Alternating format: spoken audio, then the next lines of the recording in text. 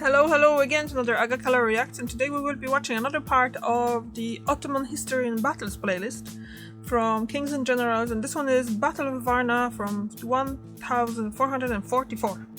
So there's a 1444 as well, say it I guess. So let's just jump into it. I'm kind of freezing in here now, so yeah. Woo. It is November 10th of 1444, and beneath the fortress of Varna, two armies, composed of some of the best warriors from the Christian and Islamic worlds, are arrayed against one another. The victor of the battle to come would not only get the spoils of war, but also total victory over their foe after a year-long military struggle.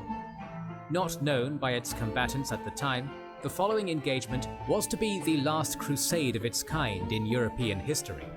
All of a sudden, the war horns of the two armies echoed throughout the plain below, and great waves of dust clouds erupted from the earth. The Battle of Varna had just begun. This video is made available for free thanks to our YouTube members and patrons. We fund our free content through our program of exclusive videos made for our members and patrons, who get 2 documentaries per week not available to the public. Join their ranks and watch the series on the Albigensian Crusade, Fall of Sparta, First Punic War, Italian Reunification Wars, History of Prussia, Biography of Sulla, Russo-Japanese War, Reconquista, Persian Wars, and War of Spanish Succession, and much more. All this is made for and with generous donations from our backers. So if you're enjoying our content and want to see more and support the cause of history, consider becoming a YouTube member or patron.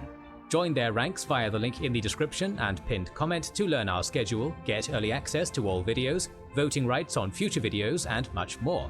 You will be able to watch more than 100 exclusive videos today. Thanks for supporting us. With the signing of the Peace of Szeged during the summer of 1444, many political actors in the Ottoman capital thought the costly and bloody Hungarian conflict of the last year had finally concluded. A steady peace had fallen upon the Balkans, as an independent and neutral buffer state in the form of Serbia had been re-established, and prisoner swaps between Edirne and Buda took place. A 10-year truce had also been established between the two sides, which gave into the illusion that the wars of the last few years had indeed concluded for good.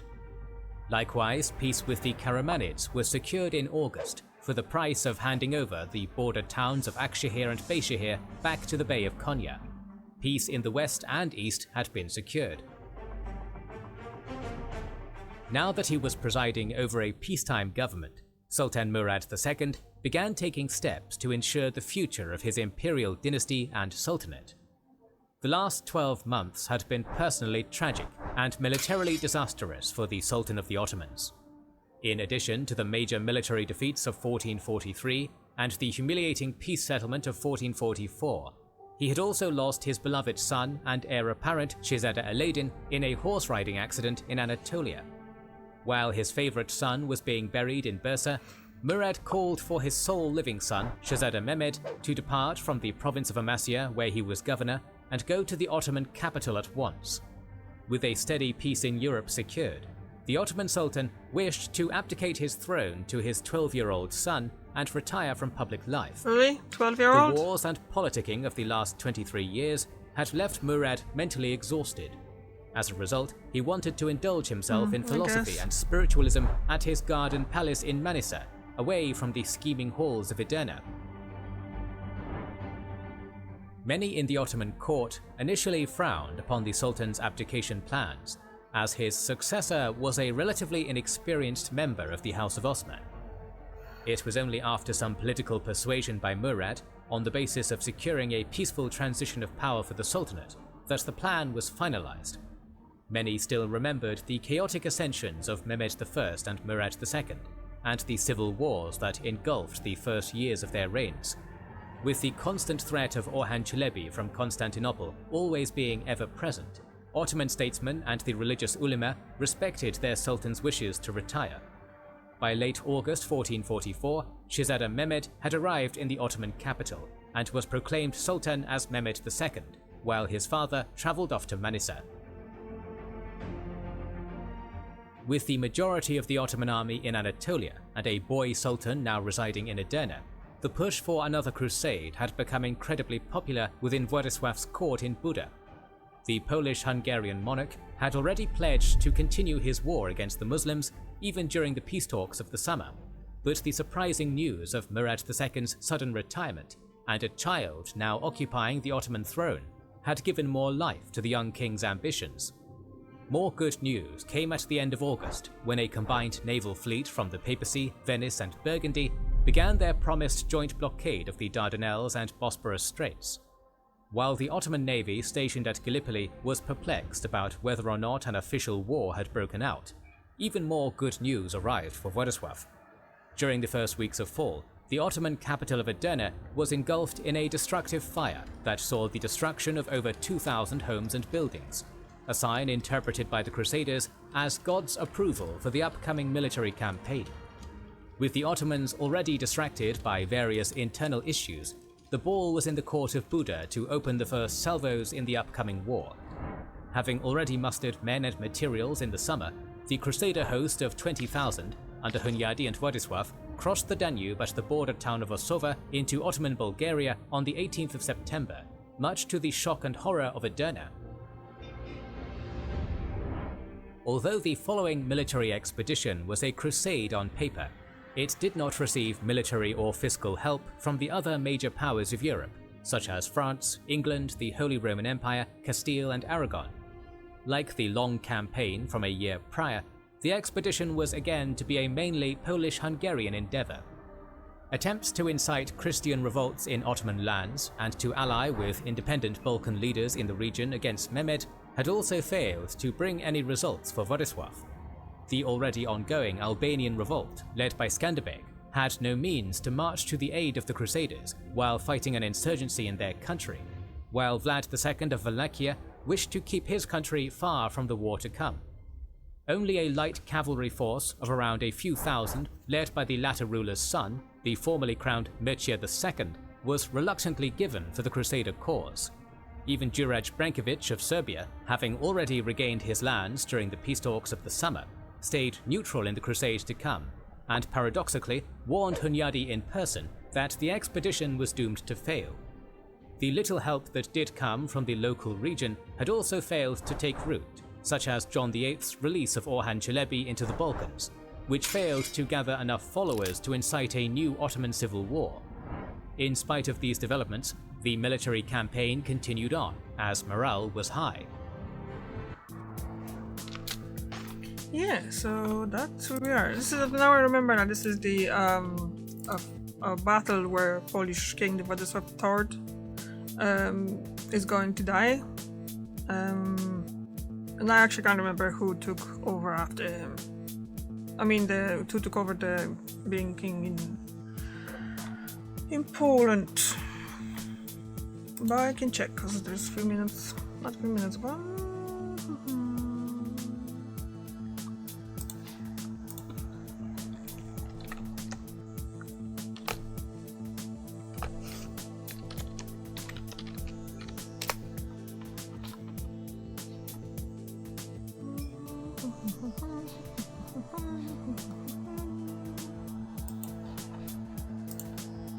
Oh, it's already going? It was just one ad? I missed it altogether. Damn. That's a weird thing to happen. Okay, let's go here. And we can go back in here and let's just go back. And I can check that continued on later. As morale was high. Thing after. Like with the long campaign the year prior, the main goal of the new crusade was to re-establish a number of Christian buffer states in the Balkans, while at the same time coming to the aid of Constantinople. After spending 4 days crossing the Danube, the Crusader army retraced the steps of King Sigismund's fabled crusade of 48 years past by marching eastwards, hugging the southern bank of the Danube. The Ottoman towns of Vidin and Orjehovo were captured and sacked in short sieges, and again their Turkish garrisons and inhabitants were slain.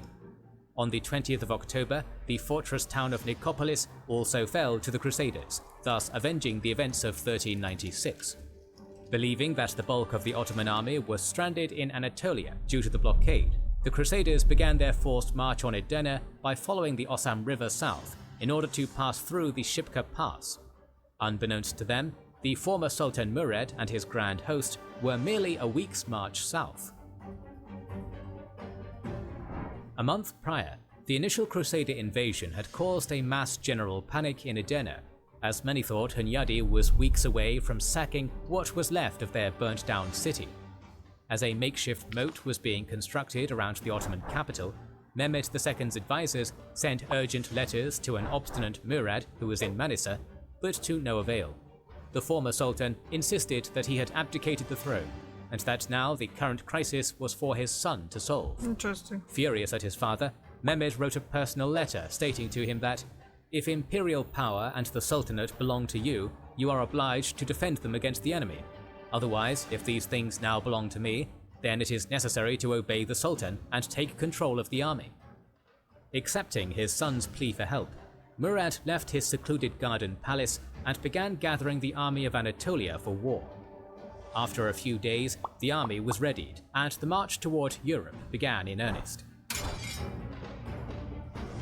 Knowing that a quite significant Crusader navy blockaded the straits, the former Ottoman Sultan decided to take his chances and cross into Europe across the more lightly blockaded Bosphorus Strait to the north. With the help of Grand Vizier Jendeli Halil Pasha the Younger, the Ottoman Anatolian army crossed into Europe under the protection of cannon fire from the Anadolu Hisarı, much to the dismay of the Crusaders. However, the crossing wouldn't have been possible in the first place without the transport ships deployed by the Genoese, as they were fearful of potential Venetian gains from the crusade, and so supported Edirne's war effort. The unexpected strait crossing was to be a turning point in the crusade, as Edirne now had a proper army and a military leader capable of facing head-on the White Knight of Transylvania. Meanwhile, in Bulgaria, the unaware Crusaders had begun their siege of Tarnovo, the former seat of the old Bulgarian Empire.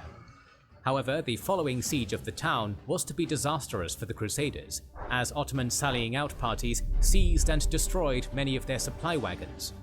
Low on supplies, Hunyadi ordered the army to head east to the Black Sea coast, where the Crusader fleet could resupply them, thus temporarily abandoning the march towards Edirne. Along the long and fraught journey, the Ottoman towns of Shumen, Madara and Provadia were burnt to the ground. By the first week of November, the army had reached the Ottoman coastal fortress of Varna and captured it after a quick siege. It was also during this period that the shocking news of Murad's arrival into Europe reached the Crusader camp. Mehmed II and his father had spent the better part of the last month mustering a sizable Ottoman army at Edirne and Stara Zagora. Like during the long campaign, Murad declared a jihad against the invaders as a means to muster men into the ranks of the army on short notice. By the first week of November, the army was readied for war.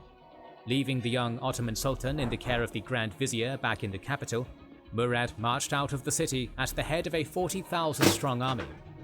For the next week, the Muslim army followed the main road up to Yambol and continued up to Idos.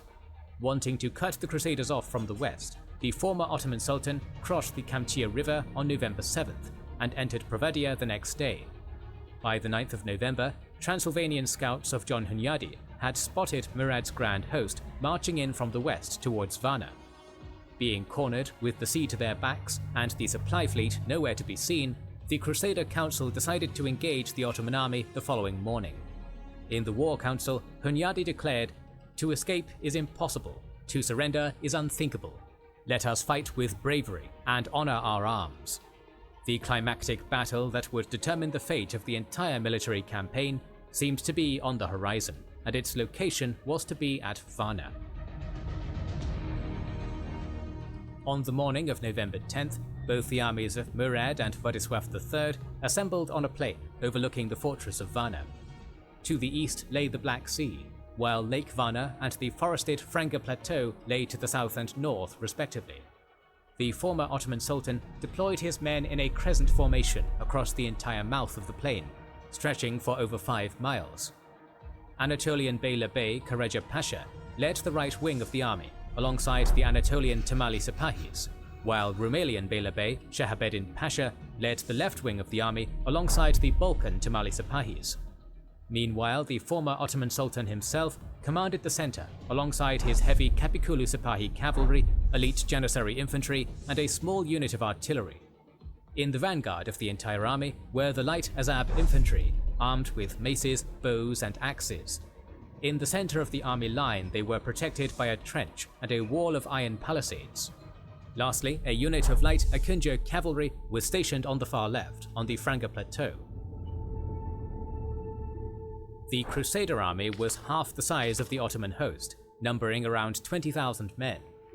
However, like in the previous battles of Kosovo and Nicopolis, the Christian army made up for its inferior numbers with its superior armor.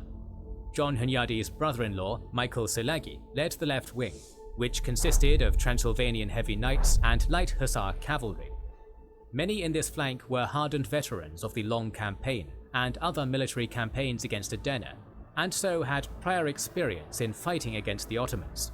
King Wladyslaw III and John Hunyadi commanded the center, which consisted of the king's personal mounted bandarium, heavy mounted knights from Hungary and Poland, and mercenary infantry from Germany. Conversely, Bishop John de Dominus of Oradea led the Crusader right wing, which consisted of heavy infantry from Hungary and light infantry and cavalry from Bosnia and Croatia.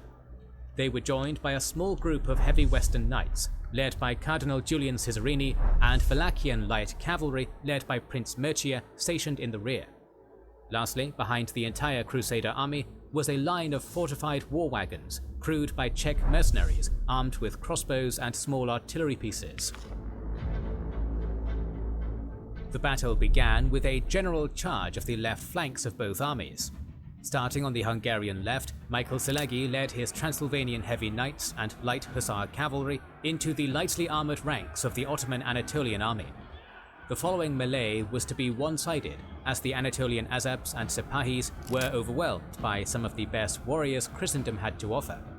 As war trumpets littered the battlefield, the Wallachian cavalry under Mircea entered the fray, protecting Szilágyi's right flank from an Ottoman counterattack from the center.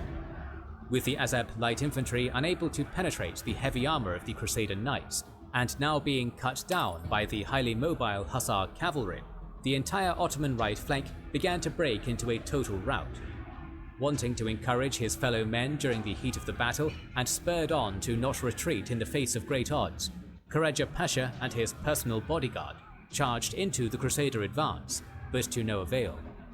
In only a matter of moments, the Anatolian Beylerbey was cut to pieces, and as a result, the shattered remains of the Ottoman right fled the battlefield. The Crusaders decisively won the first phase of the battle, but elsewhere the battle for Varna was still dragging on. On the Ottoman left, the initial charge of Shahabeddin Pasha and his Akunja cavalry from the Franga plateau had seen tremendous success. The Ottoman offensive on the Crusader right had resulted in John de Dominus's forces being pushed back to the war wagons in a total rout.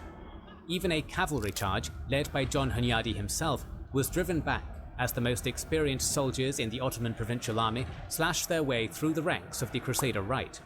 It was during this retreat that an arrow partially pierced the helmet of the Transylvanian magnate as he fled to safety. Having captured 4 Crusader banners in the initial advance, the Ottoman left continued pushing forward in the direction of the Black Sea in order to finish off the Crusader right. However, the pursuing advance was soon to be halted by the immense gunfire of the war wagons in the Crusaders' rear, in addition to a heroic last stand led by Cesarini and his Western volunteers. It was also during this period in the battle that reinforcements from the Crusader left and center began trickling down to aid the shattered but still standing Crusader right flank, much to the trepidation of Murad. Even the Polish-Hungarian king and his personal bodyguard had entered the fray of battle, thus ensuring the stabilization of the Crusader right. Witnessing that his foe now outnumbered him, Shahabeddin Pasha began regrouping his exhausted forces back to the mouth of the plain and the Franga plateau. Nevertheless, almost half of the forces of the Rumelian Beylerbey were lost or routed in the retreat. Despite the fact that the struggle had been ongoing for only several hours, thousands of soldiers on both sides and their steeds littered the plain overlooking Varna. The stench of bloodied corpses, gunpowder and sweat, in addition to the groans of the wounded, echoed across the battlefield. Much of the Ottoman army had either fled the field or were killed in battle, while the exhausted Crusader army had also sustained heavy casualties of their own. as a result of the bloody toll suffered in the struggle for Varna and the hot afternoon sun now shining above the battlefield, a pause in the fighting took place between the two armies. With the exception of the Wallachians, who were plundering the former camp of Karaja Bey, the bloodied and jumbled Crusader army now began regrouping its forces for a final assault on the Ottoman center. During this pause, John Hunyadi, Wladyslaw III, and the rest of the Crusader leadership met behind the protection of the war wagons to discuss their next moves. Oh, another ad. So cold, guys. And here. Yeah, so we are going. Oh, this is really short. So far, I'm not sure what's going on. I'm so confused. Like, I mean, the Crusaders kinda win, but they haven't really faced the main Muslim forces, so yeah. With my hair, I'm getting messy. Excuse me. Okay. The White Knight of Transylvania urged his monarch to regroup and rest the army while waiting for Murad's exhausted host to either make a desperate attack on their positions or withdraw from the battlefield. In contrast, the young king's advisors instead urged their monarch to take the fight to the former Ottoman Sultan, as much of the enemy army had already been dispersed. What followed was a furious power struggle between the Polish-Hungarian nobility and the Transylvanian nobility led by Hunyadi over the approval of their monarch. At the end of the meeting, the 20-year-old Wladyslaw had fallen victim to his own shit, he was vanity. only 20 then? Really? This is how young he was? I didn't realize that he was that young when he took over the and kingdom. Thus sided with the former group. The king drew his sword and led a group of around 500 heavy-mounted knights in a charge directed to the Ottoman center. As Hunyadi had predicted, the former Ottoman Sultan was in the process of withdrawing from the battlefield, but upon seeing the enemy king's royal standards charging towards him, he prepared for a final engagement. Almost immediately, Wladyslaw and his mounted knights were bogged down in the iron palisades protecting the Ottoman center, in which many succumbed to gunfire and arrows while trying to breach the fortifications. After a short and bloody struggle, a path was opened up over the fortifications, and the Crusader knights charged into a group of entrenched Azabs and elite Janissaries. Many on both sides were slain in the gruesome hand-to-hand combat. Seeing the Ottoman royal tent off in the distance during the heat of battle, Wladyslaw and his personal guard broke off from the main group of knights began their charge toward Murad. However, it was during this charge that a member of Murad's personal Sulek guard, a man by the name of Koja Hazir, rose to the occasion and knocked the Polish-Hungarian king off his steed with his battle axe. Laying helpless and dazed on the ground, Wladyslaw gasped his last breath as the guardsman lopped his head off before putting it on top of a pike. Damn. Hunyadi, along with his Transylvanian knights, were the first to hear of the king's death, as they had been close behind his fateful final charge. The Transylvanian magnate waged a considerable struggle to retrieve his monarch's corpse all throughout the evening into sunset, but to no avail. Unable to break through the Janissaries, Hunyadi took his portion of the Crusader army and began his retreat up north through the Frenga Plateau under the cover of night. Many were killed during the hectic retreat, as Ottoman Akunja horsemen trapped many lost Crusaders in the numerous dark ravines of the plateau. By the following morning, Murad had regrouped his remaining forces with Shahabeddin Pasha's left flank and began spreading the surprising news of Wladyslaw's death for all to hear. This resulted in many Ottoman units that had been routed the previous day returning to the battlefield, as morale in the Muslim camp once again went up. Meanwhile, the remaining Crusader army at Varna had camped overnight behind their war wagons, believing they had won a great victory for Christendom, not knowing the disaster that befell their valiant leader. It wasn't until the reformed Ottoman army had marched up to their camp and showcased the severed head of Wladyslaw on a pike that any Crusader notion of victory over the Turks disappeared. The second struggle for Varna lasted until the evening, when the remaining demoralized and leaderless Crusader troops broke under the weight of a full-on Ottoman assault.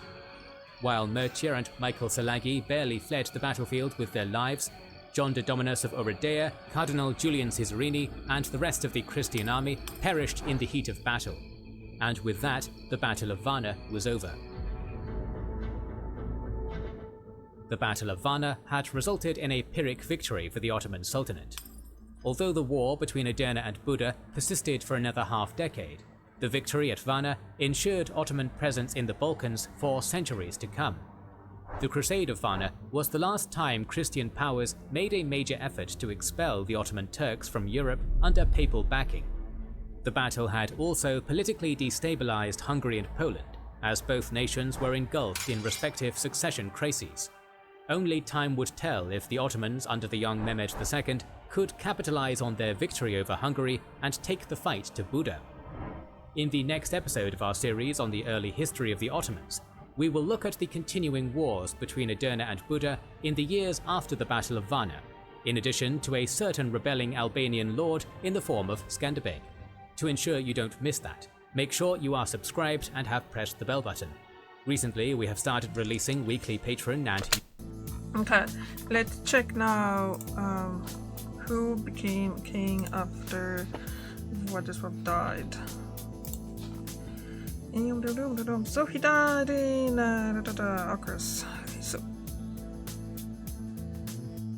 So he became a king of Poland in 1434, and he died in 1444. So he was a king for 10 years, and he was born in 1424, so he was 10 when he took over the crown of Poland. He was crowned as a king of Poland, and he was